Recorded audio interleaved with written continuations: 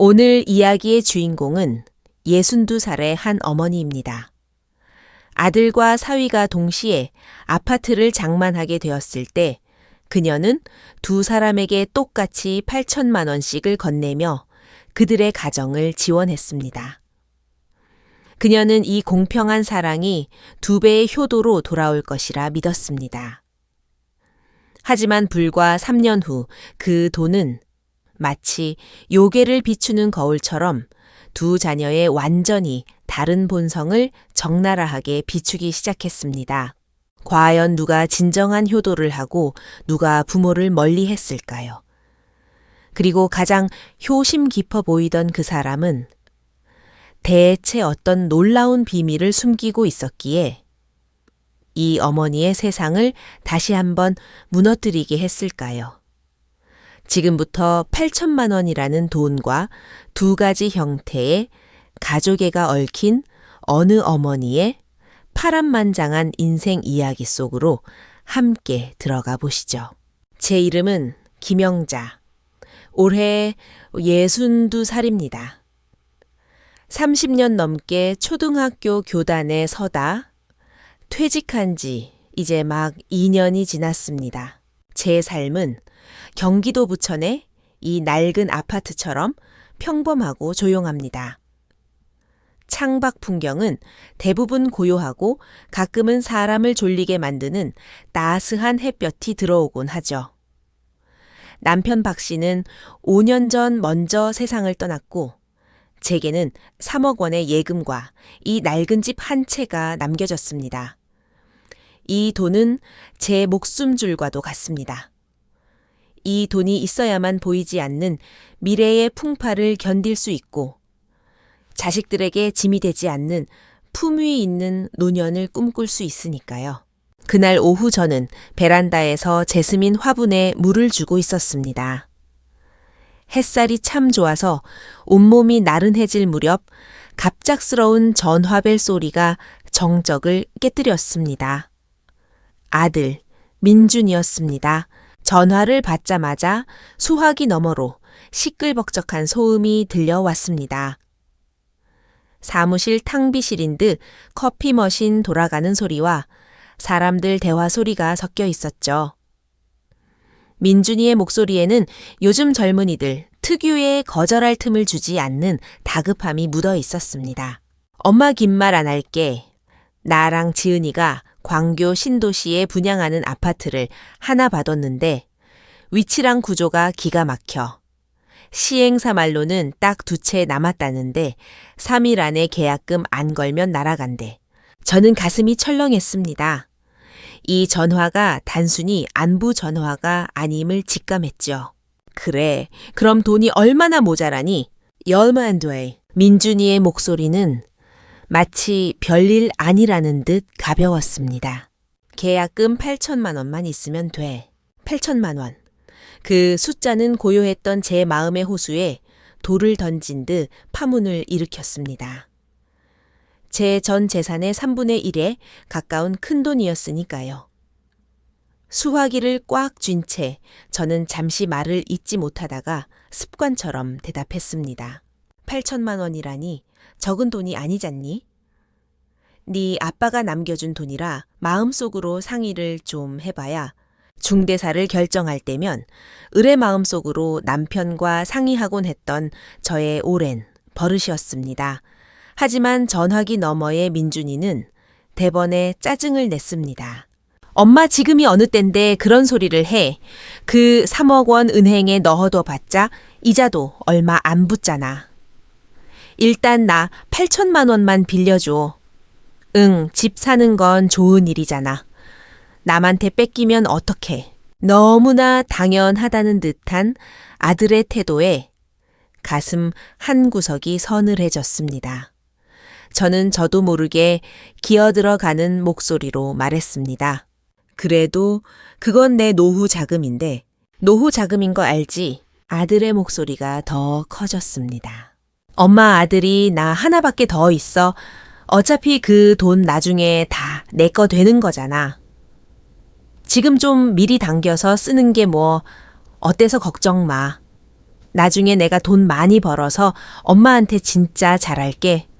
효도한다고 민준이는 자기 할 말은 다 했다는 듯 급하게 덧붙였습니다. 됐지, 나 지금 바빠서 끊을게.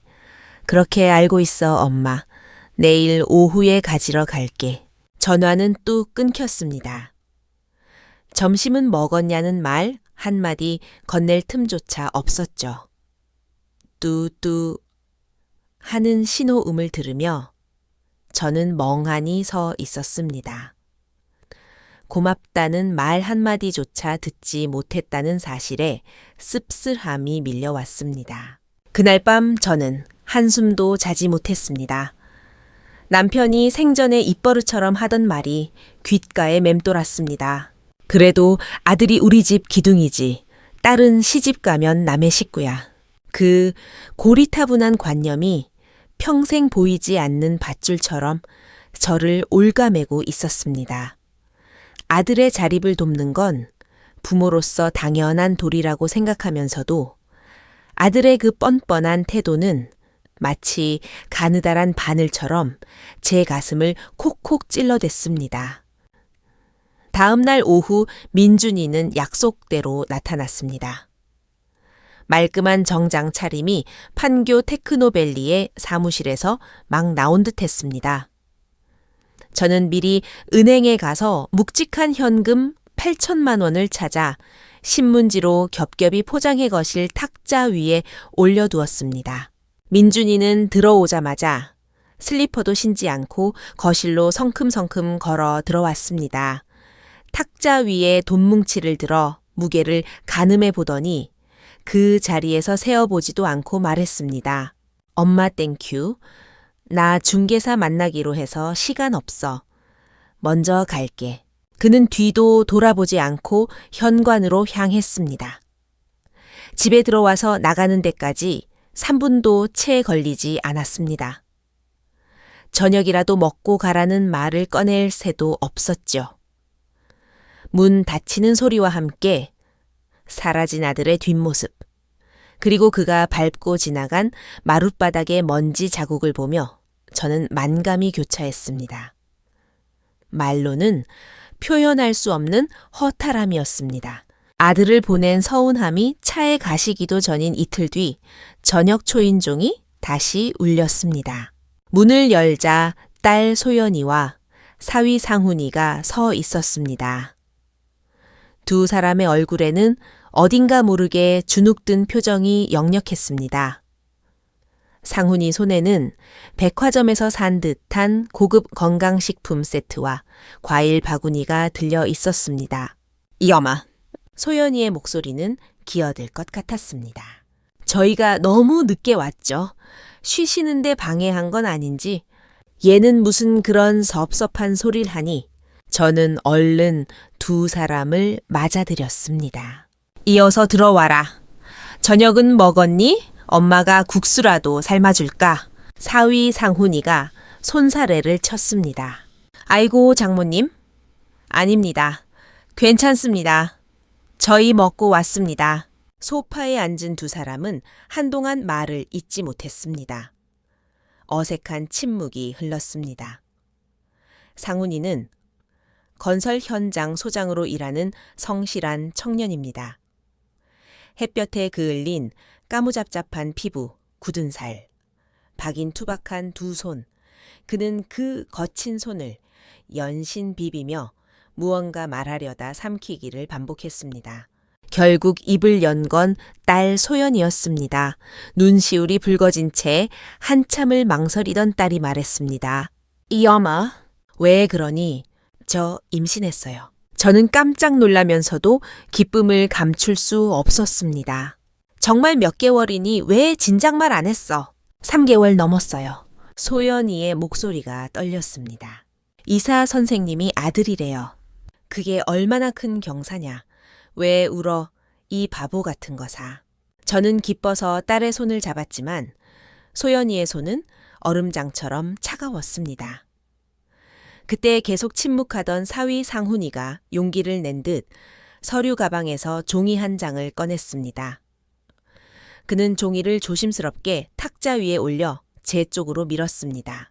장모님, 긴장한 탓인지 그의 목소리는 쉬어 있었고 얼굴은 홍당무처럼 붉어져 있었습니다. 제가 이런 말씀 드리는 게 정말 면목 없고 염치 없다는 거 압니다. 하지만 소연이가 임신을 하니까 지금 사는 그 좁은 빌라에서는 도저히 아이를 키울 수가 없겠더라고요. 그래서 수원 쪽에 작은 아파트를 하나 보고 왔습니다. 8억 정도 하는데 아이가 태어나면 좀 안정적인 환경에서 키우고 싶어서요. 그는 마른 침을 삼키며 큰 결심을 한 듯 말을 이었습니다. 그런데 계약금이 딱 8천만 원 모자랍니다. 제 심장이 쿵 내려앉았습니다. 또 8천만 원이라니. 제 얼굴이 굳어지자 상훈이는 당황하여 땀을 뻘뻘 흘리며 탁자 위에 종이를 가리켰습니다. 장모님, 정말 죄송합니다. 여기 이것 좀 봐주십시오. 이건 제가 소연이랑 며칠 밤을 새워서 짠 상환 계획서입니다. 다음 달부터 매달 150만 원씩 갚겠습니다. 6년, 아니 5년 안에 무조건 다 갚겠습니다. 제가 차용증도 쓰고 필요하시면 공증도 받겠습니다. 옆에 있던 소연이도 눈물을 뚝뚝 흘리며 거들었습니다. 엄마, 진짜 방법이 없어서 그래요. 아니면 엄마한테 절대 손 안 벌렸을 거야. 죄송함과 곤혹스러움으로 어쩔 줄 몰라 하는 두 사람을 보며 제 머릿속에는 이틀 전 아들 민준이의 뻔뻔한 얼굴이 떠올랐습니다. 고맙다는 말 한마디 없이 당연하게 요구하던 아들. 그리고 완벽한 상환 계획서까지 들고 와서 눈물로 호소하는 딸과 사위. 어차피 내 돈이라며 가져간 아들과 빌리는 것이라며 깎듯이 예의를 갖추는 사위. 이 극명한 대비는 아들에게 상처받아 차갑게 얼어붙었던 제 마음을 녹이는 따뜻한 물결 같았습니다. 상훈이가 덧붙였습니다. 그 말 한마디 한마디가 제 가슴을 울렸습니다. 장모님 걱정하지 마십시오. 이 은혜 저랑 소연이가 평생 잊지 않겠습니다. 나중에 장모님 연세 드시면 저희가 꼭 모시고 효도하겠습니다. 투박하지만 진심 어린 사위의 눈빛을 보며 제 마음의 저울은 이미 기울어 버렸습니다. 피 한 방울 섞이지 않은 사위가 내 배 아파 낳은 아들보다 책임감과 고마움을 더 잘 아는 것 같았으니까요. 저는 탁자 위 깨알같이 적힌 상환 계획서를 다시 그들 쪽으로 밀어주었습니다. 가족끼리 무슨 이런 걸 쓰나. 제가 말했습니다. 그리고 눈물 범벅이 된 딸을 향해 말했습니다. 그만 울어. 임신한 애가 자꾸 울면 아기한테 안 좋아. 돈 문제는 엄마가 알아서 하마. 그 순간 안도감과 감격에 찬 딸과 사위의 표정을 보며 저는 제 결정이 옳았다고 확신했습니다. 비록 제 노후 자금인 3억 원이 반 토막나게 생겼지만 말입니다. 그렇게 일주일도 안 되어 평생 모은 3억 원의 통장. 장호는 1억 4천만 원으로 줄어들었습니다.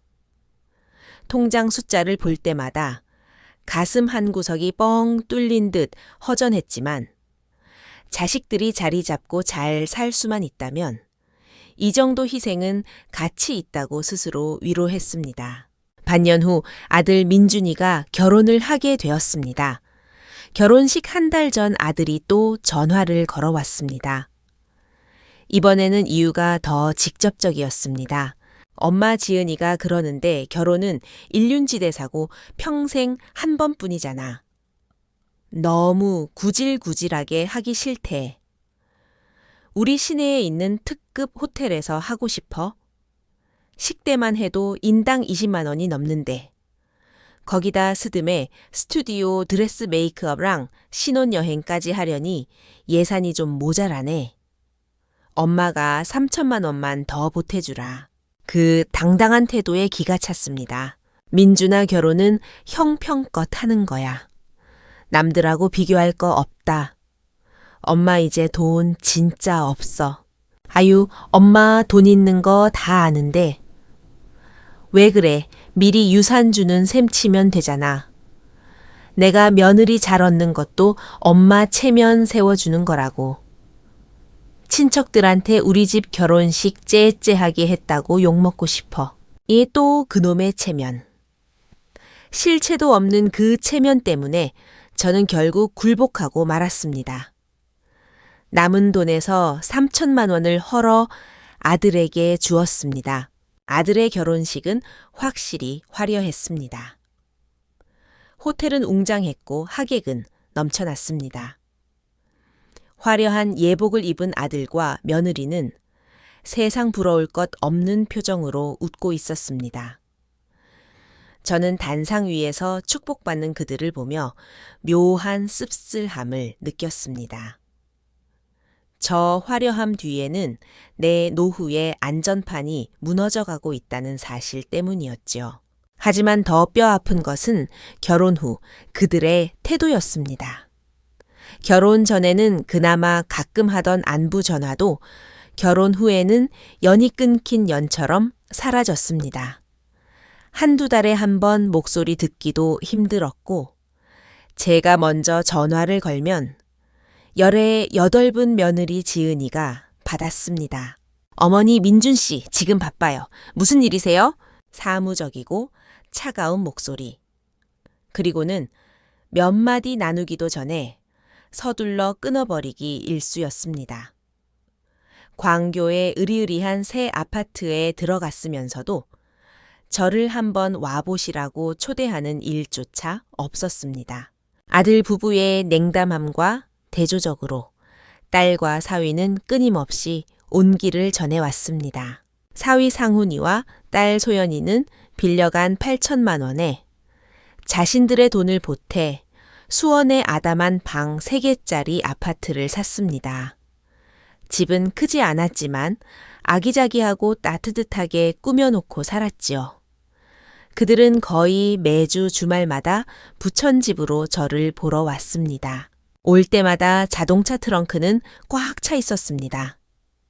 어떤 날은 시장에서 산 싱싱한 채소, 어떤 날은 마트에서 세일한다고 사온 휴지와 세제들. 사위는 늘 말했습니다. 장모님 무거우니까 장 보러 다니지 마세요. 저희가 올 때 다 사올게요.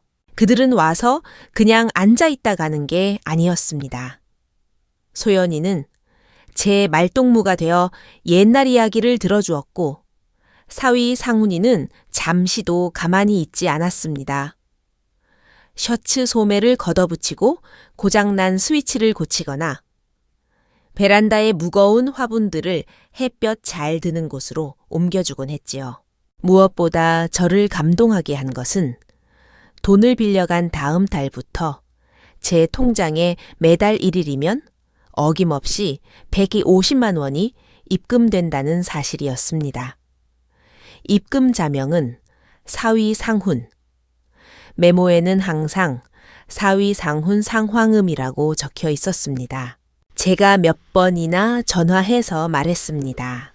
얘야 너무 무리해서 갚지 않아도 된다. 너희 살림이랑 곧 태어날 아기 챙기는 게 먼저지. 하지만 상훈이는 특유의 우직한 목소리로 고집을 피웠습니다. 장모님 안 됩니다. 약속은 지켜야죠. 그게 사람 도리입니다. 노후 자금을 저희한테 빌려주셨는데 저희가 마음이 편치 않아서요. 절대 손해보시게 안 할 겁니다. 그 시기 제 마음은 참 복잡했습니다. 거실 벽에 걸린 남편 사진을 보며 혼자 생각하곤 했습니다. 한쪽은 내 돈을 가져가 호의호식하면서도 점점 멀어지는 친아들. 다른 한쪽은 피 한 방울 안 섞였지만 약속을 칼같이 지키며 빈 둥지를 채워주는 사위. 제 마음의 저울은 이미 완전히 사위 쪽으로 기울어 있었습니다. 핏줄이 효도의 보증수표가 아니라는 생각이 들었습니다. 내 피를 이어받았지만 마음은 딴 곳에 가 있는 아들보다 땀 흘리며 수도꼭지를 고치고 장모님, 제가 이런 건 선수입니다라며 사람 좋게 웃는 사위가 훨씬 더 좋았습니다. 저는 주말마다 아파트 주차장에 나타날 사위의 낡은 차 엔진 소리를 기다리게 되었습니다. 그 소리가 적막한 제 집에 한나절의 활기와 온기를 가져다 준다는 걸 알았으니까요. 그렇게 반은 섭섭하고 반은 따뜻한 날들이 1년 넘게 이어졌습니다. 외손자도 건강하게 태어나 제 삶에 새로운 기쁨이 되었습니다. 저는 아들의 무심함에 익숙해졌고 딸과 사위에게 의지하는 게 자연스러워졌습니다. 이게 신이 주신 최선의 노후라 여기며 살았습니다. 그러던 어느 날 예고 없이 찾아온 중병이 마치 냉혹한 요괴의 거울처럼 모든 사람의 진짜 모습을 비추기 시작했습니다. 2024년 초 기록적인 한파가 닥쳤을 때였습니다. 기온이 급격히 떨어지면서 저는 독감에 걸렸고 설상가상으로 심각한 폐렴과 천식 합병증이 왔습니다. 한밤중에 숨이 넘어갈 듯 기침을 하다가 가슴이 터질 것 같은 고통 속에 응급실로 실려갔습니다. 응급조치로 겨우 고비는 넘겼지만 의사는 폐 감염이 심각하다며 당장 입원 치료를 해야 한다고 했습니다. 1인실 사용료와 비급여 항생제 등을 합치면 대략 온 500만 원 정도가 필요할 거라고 했습니다. 500만 원. 병상에 누워 그 숫자를 듣는데 눈앞이 캄캄했습니다. 자식들에게 빌려주고 결혼 자금 대주느라 제 통장에는 이제 1억 원도 채 남지 않았습니다. 그 돈은 무슨 일이 있어도 건드려선 안 되는 최후의 보루였습니다. 산소 마스크를 쓴 채 저는 떨리는 손으로 가장 먼저 아들 민준에게 전화를 걸었습니다. 신호음이 한참 울린 뒤에야 연결됐는데 수화기 너머로 귀가 찢어질 듯한 노래방 음악 소리와 웃고 떠드는 소리가 들려왔습니다. 여보세요, 엄마. 민준이의 목소리는 짜증이 잔뜩 섞여 있었습니다. 이 밤중에 무슨 일이야? 저는 힘없는 목소리로 의사의 말을 전했습니다.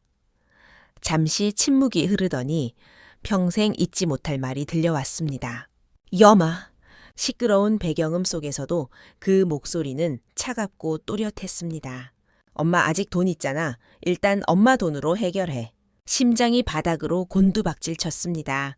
제가 힘겹게 말했습니다. 엄마 돈. 너희한테 다 주고 여유가 없다. 알았어요, 알았어. 그가 불평을 쏟아냈습니다. 나도 요즘 죽겠어. 대출이자만 한 달에 300이야. 차 할부금에 생활비에 내가 무슨 여유돈이 있어. 그 뻔뻔한 불평의 눈물이 주르륵 흘러내렸습니다. 제 흐느끼는 소리를 들었는지 그가 선심 쓰듯 덧붙였습니다. 알았어. 내가 200만 원 정도는 어떻게든 보내볼게. 더는 진짜 없어. 엄마가 알아서 해. 200만 원 입원 보증금도 안 되는 돈이었습니다. 그 순간 자식에 대한 기대가 완전히 무너져 내렸습니다. 전화를 끊고 나서 저는 체념한 심정으로 딸 소연에게 전화를 걸었습니다. 아무것도 기대하지 않았습니다. 그저 알려야 한다는 의무감 때문이었습니다. 엄마 많이 아파요. 지금 어디야? 소연이는 제가 병원이라는 말에 울음부터 터뜨렸습니다. 기다려 상훈 씨랑 지금 바로 갈게. 30분도 안 되어 두 사람이 병원에 도착했습니다. 산소 마스크를 쓰고 초췌하게 누워있는 저를 보자 180켈빈피토가 넘는 거구에 사위 상훈이 눈시울이 붉어졌습니다. 그는 아무것도 묻지 않고 딸에게 말했습니다. 당신은 장모님 곁에 있어. 내가 가서 수속 밟고 올게. 그는 주저없이 원무과로 달려가 자신의 카드로 병원비 1천만 원을 일시불로 결제했습니다. 병실로 돌아온 사위의 손을 잡고 제가 힘없이 말했습니다. 상훈 서방, 이 돈 엄마가 나중에 꼭 갚으마. 그런데 상훈이는 제 손을 꽉 잡으며 정색을 했습니다. 장모님, 그게 무슨 말씀이세요?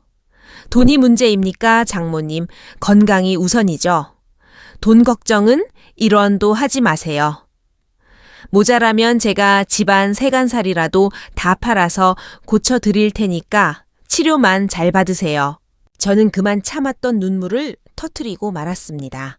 보름간의 입원 생활은 인간성을 극명하게 보여주는 시간이었습니다. 딸 소연이는 임신 5개월에 무거운 몸을 이끌고 매일 집에서 밥과 국을 해 날랐습니다. 버스를 타고 오가며 저를 씻기고 주물러 주었습니다. 사위 상훈이는 낮에는 건설 현장에서 땀 흘려 일하고 퇴근하면 곧바로 병원으로 달려와 소연이와 교대했습니다. 밤에는 그 작고 불편한 보호자용 간이 침대에서 쪽잠을 자며 제 곁을 지켰습니다. 제가 조금만 뒤척여도 벌떡 일어났죠. 반면 제 친아들 민준이는 이번 이튿날 남이 준 듯한 사과 박스 하나 들고 딱 한 번 찾아왔습니다. 1분도 차에 머물지 않고 회사 일이 바쁘다느니 상사가 괴롭힌다느니 불평만 늘어놓다가 갔습니다. 엄마 좀 어때? 라는 말조차 건성으로 던지고는 황급히 사라졌죠. 보름 후 퇴원했을 때 몸은 여전히 약했지만 정신만은 그 어느 때보다 맑았습니다. 침대에 누워 창밖을 바라보며 저는 생각했습니다. 아들의 냉혹함과 사위의 따뜻함은 수술용 칼처럼 제 마음속 혈연이라는 마지막 미련을 깨끗이 도려내 버렸습니다. 진정한 효심은 핏줄과 상관없다. 오직 사람의 품성에 달린 것이다. 저는 아들에게 완전히 실망했습니다. 퇴원 후 제 마음은 자연스럽게 딸과 사위에게로 쏠렸습니다. 민준이가 가끔 전화해서 돈은 안 부족해 라고 묻는 것도 제 남은 재산이 자기에게 떨어질 게 있을지 간 보는 것으로밖에 들리지 않았습니다. 저는 아들을 차갑게 대했고 모든 정을 딸 부부에게 쏟았습니다. 그들이야말로 내 노후의 진정한 의지처라 믿었기에 남은 재산은 딸에게 더 많이 물려주겠다고 다짐했습니다. 그렇게 잃은 것은 동쪽이지만 얻은 것은 서쪽 실지동우이라는 옛말처럼 위안을 삼으며 지내던 어느 날이었습니다. 아파트 단지 정제서의 우연한 대화가 제가 믿고 있던 행복의 환상을 산산조각 냈습니다. 날씨 좋은 오후 저는 단지 내 벤치에 앉아 햇볕을 쬐고 있었습니다. 근처 정제 옆 동최 여사와 또 다른 이웃이 앉아 수다를 떨고 있었습니다. 조용한 탓에 그들의 대화가 제 귀에 띄엄띄엄 들어왔습니다. 최 여사의 친척이 수원에 사는데 제 사위 상훈이와 동향이라고 했습니다. 최 여사가 목소리를 낮추며 비밀을 말하듯 흥분해서 떠들었습니다. 얘 그거 알아, 내 조카가 그러는데 수원 사는 그 이 서방이라는 젊은 친구 요즘 아주 대박 났대. 몇 년 전에 시골집 땅이 개발되면서 토지 보상금을 엄청나게 받았나 봐. 현금만 못해도 20, 30억은 된다던데. 저는 귀를 의심했습니다. 옆에 있던 이웃이 놀라 물었습니다. 정말 그렇게 부자야? 그게 누군데? 누구긴 누구야. 저기 김 선생님네 사위 있잖아. 공사장 다닌다는 그 사람. 제 심장이 쿵 하고 내려앉았습니다. 그 사람 공사장 인부 아니었어. 아이고, 모르는 소리. 내 조카 말로는 걔 지금 그냥 인부 아니야. 자기가 하청받아서 공사하는 사장님이야. 인부들 데리고 다니면서 돈 쓸어 담는다는데 진짜 아니. 그렇게 돈이 많으면 왜 처가한테 돈 빌려서 집을 샀대. 김 선생님 입원했을 때 병원비도 사위가 냈다며 최 여사가 비웃듯 말했습니다. 어머 자기 순진하네. 그게 사업하는 사람들 머리야. 내 조카 말이 장모 돈 빌려서 레버리지 일으키고 자기 돈은 사업 자금으로 굴리는 거래. 남의 돈으로 안전하게 투자하는 거지. 이자 좀 주고 생색내면서. 얼마나 똑똑해. 저는 머리에 찬물을 뒤집어 쓴 것 같았습니다. 머릿속이 웅궁거리고 손발이 차가워졌습니다. 오직 남의 돈으로 돈 번다는 말만 귓가에 맴돌았습니다. 그토록 성실하고 순박해 보이던 사위가 150만 원을 갚겠다고 쩔쩔매던 그 사위가 사실은 억만장자였다니. 그럼 그동안 내 앞에서 보여준 모습은 다 연기였단 말인가. 배신감이 독사처럼 제 심장을 물어뜯었습니다. 그날 밤 저는 뜬 눈으로 밤을 지새웠습니다. 사위가 보여준 그 모든 친절, 수도꼭지를 고치며 짓던 웃음, 장모님 살리려고 가구라도 팔겠다던 그 말들이 전부 사기였을까? 치밀하게 계산된 연극이었을까? 의심과 고통 속에서 저는 확인이 필요했습니다. 은행 지점장으로 일하다 은퇴한 옛 이웃에게 부탁해 사위의 신용 상태를 살짝 알아봤습니다. 며칠 뒤 이웃은 확실한 답을 주었습니다. 김 선생님, 그 사위분, 예금 장호가 30억이 넘게 있네요. 신용 등급도 최상위고 8억짜리 아파트 사는데 대출 낼 필요가 전혀 없는 분인데요. 마지막 희망마저 사라졌습니다. 그 주말 딸과 사위가 여느 때처럼 밝은 얼굴로 찾아왔습니다. 저는 더 이상 그들을 웃으며 맞을 수 없었습니다. 저는 손주와 놀아주는 사위를 거실에 두고 딸 소연이를 방으로 불렀습니다. 문을 닫고 딸을 쏘아보며 단도직입적으로 물었습니다. 소연아, 솔직하게 말해. 이 서방 집에 돈 많지? 소연이의 얼굴이 순식간에 하얗게 질렸습니다. 눈동자가 흔들렸습니다. 엄마 무슨 소리야? 우리 그냥 평범한데 임평범해. 제가 차갑게 웃었습니다. 평범한 집 가장이 통장에 현금을 30억씩 넣어두고 사니. 딸의 경악하는 얼굴을 보며 제 가슴은 칼로 저미듯 아팠습니다. 가장 사랑했던 딸마저 외간 남자와 짜고 나를 속이다니. 저의 추궁에 결국 소연이는 무너져 내려 울면서 사실을 털어놓았습니다. 최 여사의 말은 사실이었습니다. 상훈이는 토지 보상금으로 큰 돈을 벌었고 친구의 권유로 유망한 건설 시행 사업에 투자할 기회가 생겼습니다. 하지만 리스크가 있었기에 자기 돈을 다 넣기보다 마침 집을 사야 하는 타이밍에 제 돈을 빌리는 형식을 취해 안전장치를 마련하고 싶었던 것입니다. 소연이가 울며 변명했습니다. 엄마, 일부러 속이려던 건 아니었어. 그냥 엄마 돈으로 집을 사두면 혹시라도 상훈 씨 투자가 잘못되더라도 집은 남으니까 그게 더 안전하다고 생각해서. 안전하다고. 그 말은 아들이 돈 달라고 떼쓰는 것보다 더 잔인하게 들렸습니다. 그들에게 내 피 같은 노후 자금은 그저 리스크 해지용 쌈짓돈에 불과했던 것입니다. 제가 믿었던 진심과 효도가 다 계산된 숫자 노름이었다니 제 세상은 두 번째로 무너져 내렸습니다. 침대에 멍하니 앉아있는 저에게 방문이 열리고 사위 상훈이 들어왔습니다. 그는 방 안의 분위기와 아내의 눈물을 보고 모든 것이 드러났음을 직감했습니다. 그는 변명하지 않았습니다. 묵묵히 들어와 문을 닫더니 제 앞에 털썩 무릎을 꿇었습니다. 장모님, 고개를 든 그의 얼굴에는 복잡한 감정이 서려 있었습니다. 제가 잘못했습니다. 죽을 죄를 지었습니다. 때리시면 맞겠습니다. 저는 싸늘하게 그를 내려다보며 아무 말도 하지 않았습니다. 그는 제가 믿지 않을 것을 알면서도 천천히 입을 열었습니다.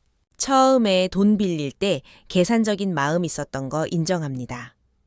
하지만 맹세컨대 지난 3년 동안 장모님께 했던 제 행동과 마음은 거짓이 아니었습니다. 그의 목소리가 떨렸습니다.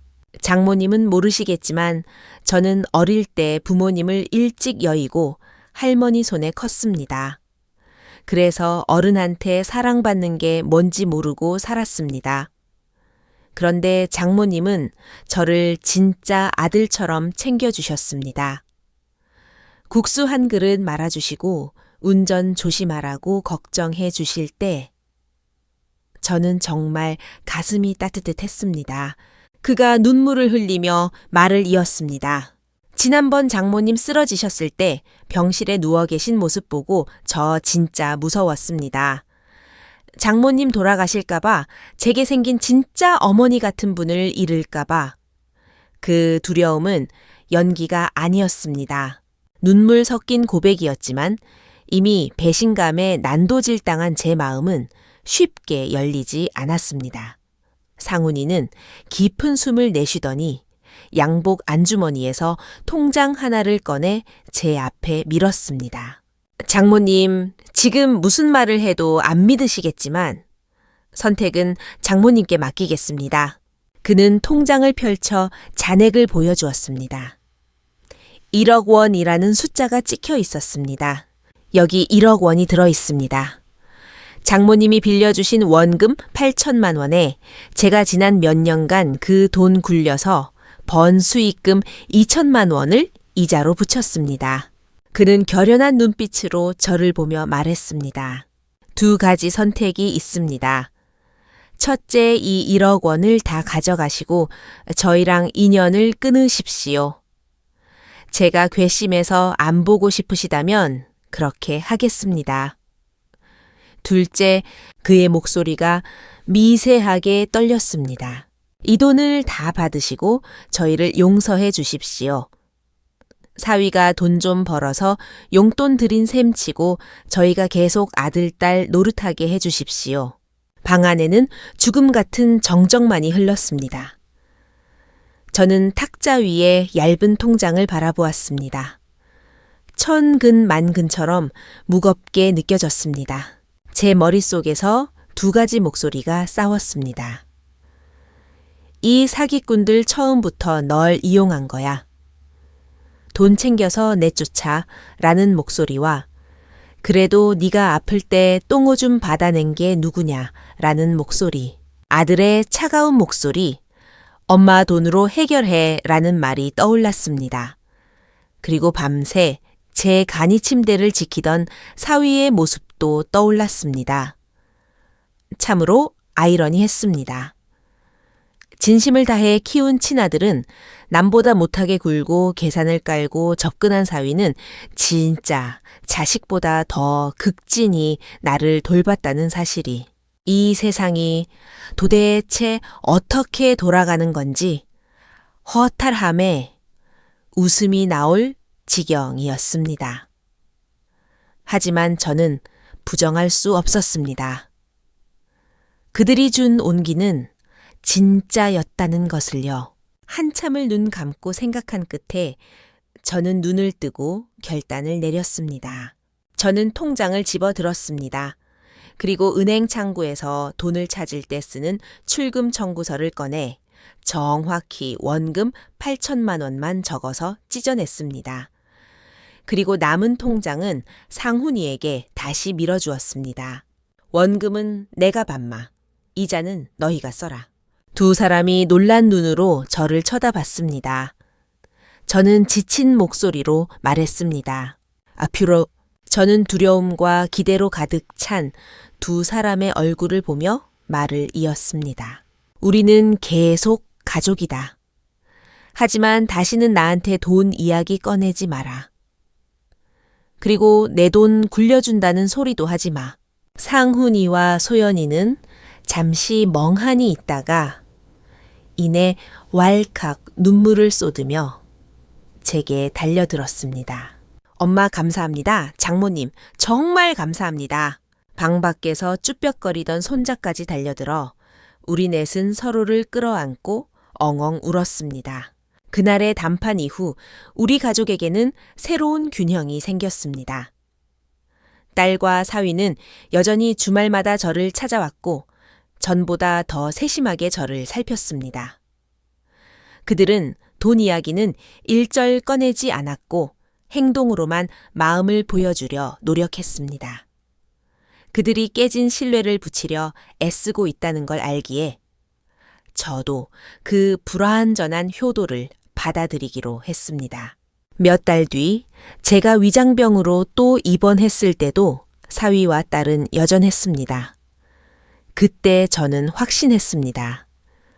시작은 계산이었을지 몰라도 지금 이들의 정성은 진심이 되었다는 것을요.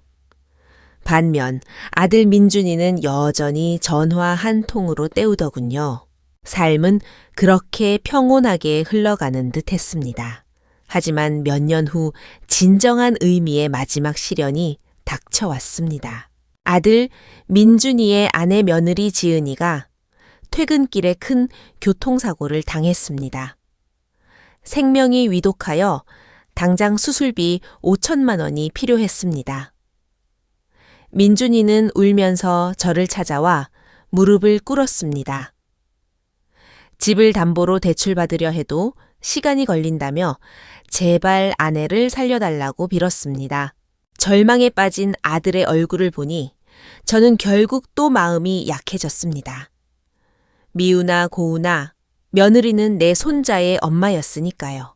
엄마 고마워.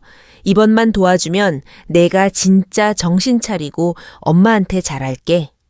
그동안 못한 거 다 갚을게. 저는 그 말을 믿고 싶었습니다. 이 큰 시련이 아들을 철들게 할 거라 기대했습니다. 하지만 저는 여전히 너무 순진했습니다. 며느리는 다행히 목숨을 건졌지만 아들의 약속은 바람처럼 사라졌습니다. 며느리가 퇴원하자 그들의 태도는 다시 차가워졌습니다. 심지어 민준이는 전화로 이렇게 말했습니다.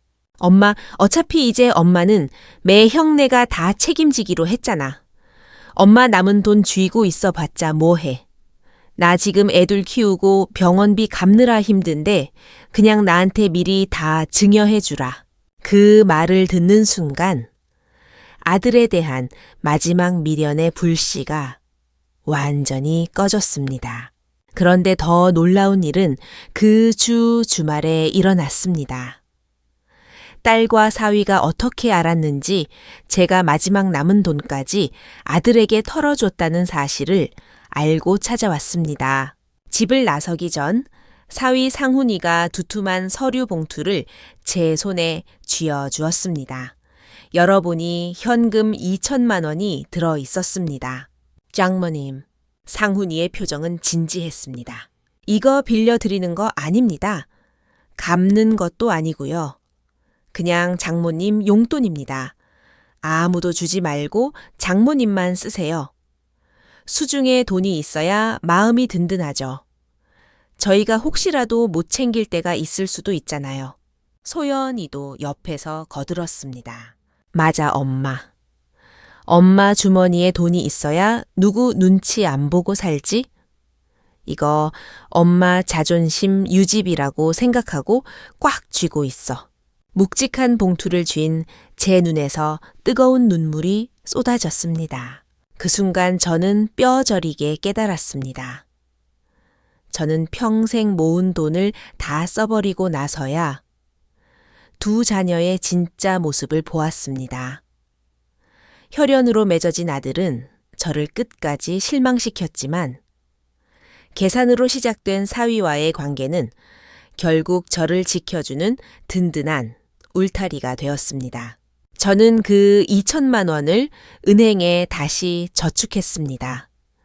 하지만 이번에 그 돈은 단순한 노후 자금이 아니었습니다. 그것은 제 노년의 품위를 지켜줄 마지막 방어선이자 누구의 눈치도 보지 않을 자유였습니다. 지금 저는 여전히 부천의 낡은 아파트에 혼자 삽니다. 하지만 제 마음은 더 이상 외롭지 않습니다. 주말이면 딸의 잔소리와 사위의 털털한 웃음소리, 손자의 뛰노는 소리가 집안을 가득 채우니까요. 저는 제 인생의 진정한 의지처를 찾았습니다. 그것은 핏줄도 아니고 돈도 아니었습니다. 온갖 시험과 환멸을 겪은 후에도 기꺼이 곁에 남기로 선택한 그 불완전하지만 따뜻한 마음이었습니다. 청취자 여러분, 오늘 김영자 어머니의 파란만장한 이야기 어떻게 들으셨나요? 혈육이지만 어머니를 현금 인출기 취급한 아들, 그리고 계산적으로 접근했으나 결국 진심으로 다가온 사위. 이 이야기는 핏줄과 효도, 그리고 돈이라는 현실적인 주제에 대해 많은 생각을 하게 합니다. 여러분이 김영자 어머니였다면 어떤 선택을 하셨을까요? 사위의 거짓말을 용서하고 가족으로 받아들인 그녀의 결정이 현명했다고 보시나요? 아니면 어쩔 수 없는 타협이었다고 보시나요?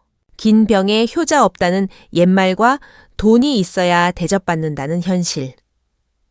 여러분의 생각은 어떠신지 댓글로 남겨주세요. 여러분의 의견이 비슷한 고민을 가진 분들에게 큰 힘이 될 수 있습니다. 오늘 이야기가 마음에 와닿으셨다면 구독과 좋아요, 그리고 주변 분들에게 공유 부탁드립니다. 저는 다음 시간에 더 깊이 있는 인생 이야기로 찾아오겠습니다. 감사합니다.